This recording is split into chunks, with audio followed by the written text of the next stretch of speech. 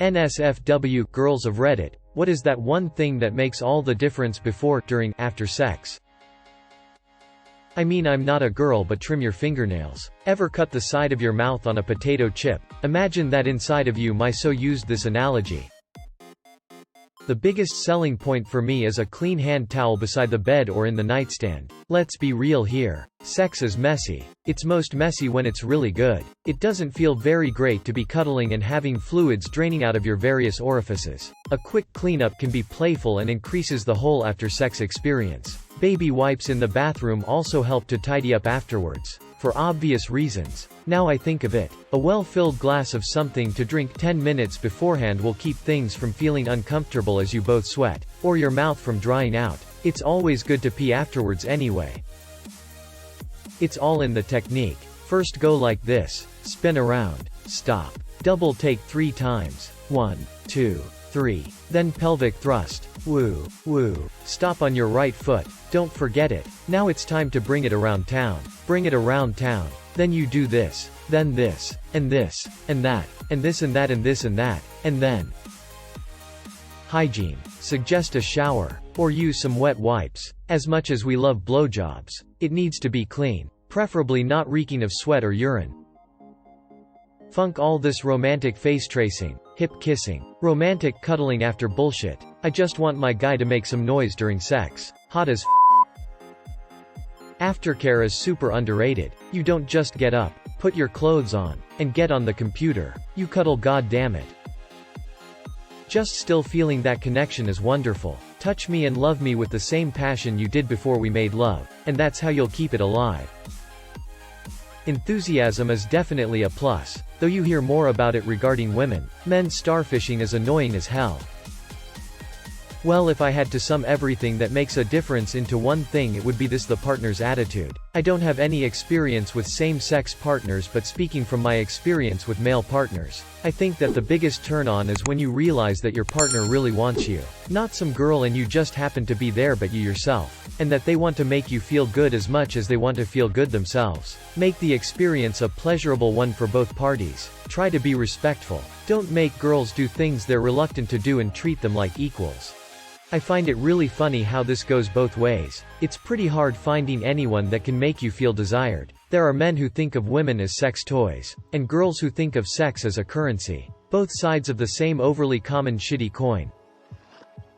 Personally, I become somewhat of a hypocrite in bed. Before sex, I thoroughly enjoy being handled with care. Cuddle me. Give me a back massage. Trace my body with the tips of your fingers like I'm a dainty little princess. Give me soft kisses on the neck and forehead. Put me on a pedestal. Then foreplay happens and I want to be punted right off that aforementioned pedestal and ravaged like a goddamn hungry lion. I love it when my so becomes very dominant at this point. Pull my hair. Start to choke me a little bit. He makes me belong to him. During sex, the dominant feature is what gets me off the most about my so. He's been doing this thing lately where when I'm on all fours, he pushes down on the center of my back and makes me arch my back with my face shoved in the pillow. It drives me absolutely crazy. He and I are also very vocal in the bedroom. He tells me to do this. I tell him to do that. It's amazing. Communication is my absolute favorite. After sex, I just wanna snuggle, have a bite to eat, and start binge watching some Netflix.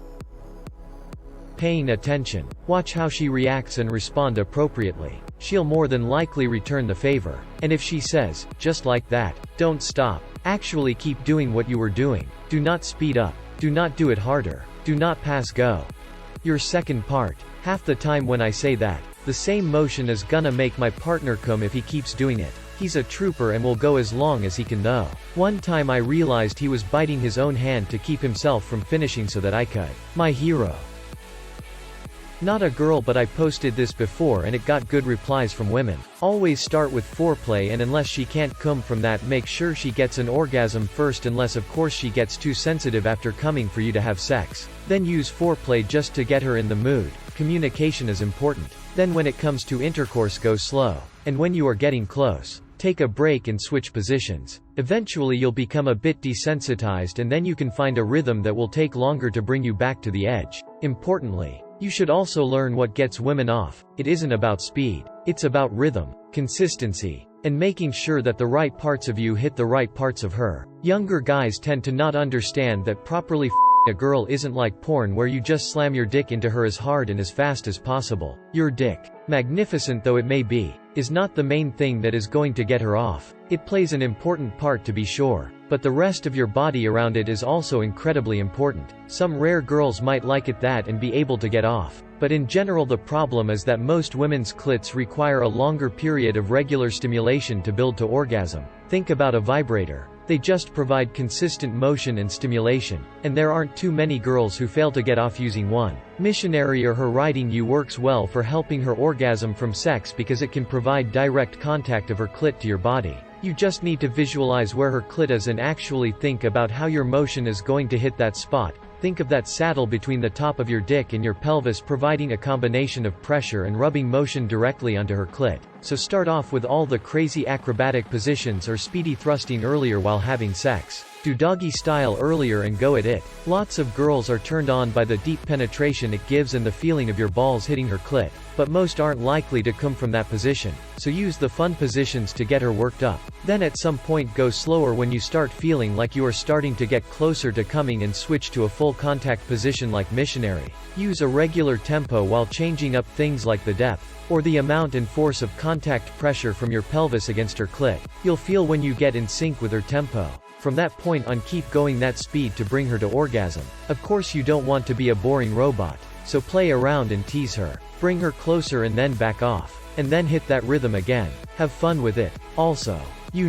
talk to the girl. Tell her she looks and feels good. Tell her what makes you feel good. If you are feeling close tell her and let her know that you need to slow things down for a second or stop thrusting. Stopping is weird if you don't let your partner know why you are doing it, and it is totally fine if you are talking about it. Backing off doesn't need to mean stopping completely either. You can not really be thrusting in and out but still stimulate her clit by moving your hips around to put pressure on her. To do that your dick should be all the way in her. And then pull out just a teeny bit so she gets some sensation of movement and then push back into her firmly making sure to make contact with her clit by moving your hips. The firm pressure and movement from your hips should make her clit feel good and you'd be surprised at how little you actually have to move your dick in and out for her to enjoy the feeling. The benefit for you in all this is that by going slow, and having little breaks for yourself, you making it less likely that you are going to accidentally bust if you are sensitive. And you can also edge your orgasm to make it even stronger when you do let yourself come. Also, do not be afraid to bring toys into sex. They aren't just for solo play. If you are feeling sensitive, flip her over on her stomach and f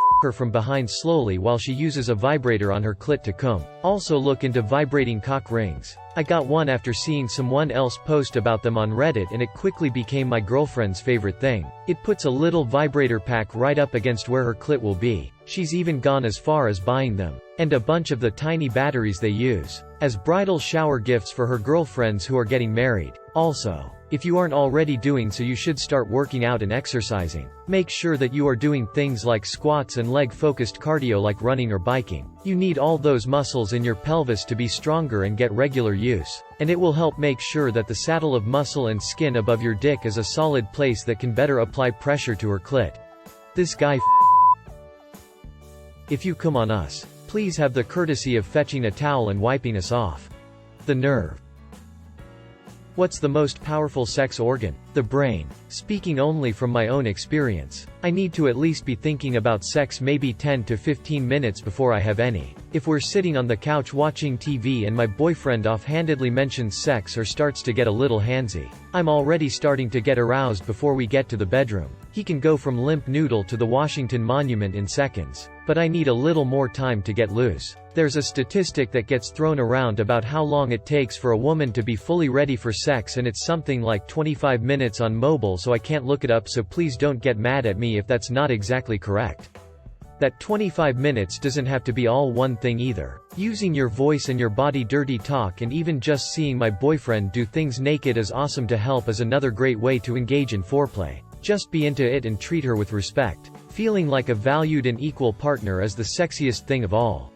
I had an ex lean in while we were grocery shopping and whisper, "I am going to f you hard when we get home. If you don't want that." I gave him my agreement breathlessly and then he said, "Good." The next 20 minutes of grocery shopping were agony, and I squirmed the entire 10-minute trip home. By the time he yanked my soaking wet panties off and shoved me face down on the bed, I was primed and ready to explode. Anticipation is a hell of an aphrodisiac. Fingering is very underappreciated. I find guys' hands very sexy, and a little bit of kissing along with gentle curved motions with your fingers inside of me. I will melt into a horny useless puddle who you can then however you want, and I'll be all over you. No one cares, but my favorite position for this is laying on the guy's lap in bed, somewhat diagonally, with one of his hands between my legs and the other hand holding my hands to my chest, with his lips on my neck or at my ear or twisting to kiss me. 10 out of 10. Try it. As a woman who got 3 UTIs this year, wash your hands.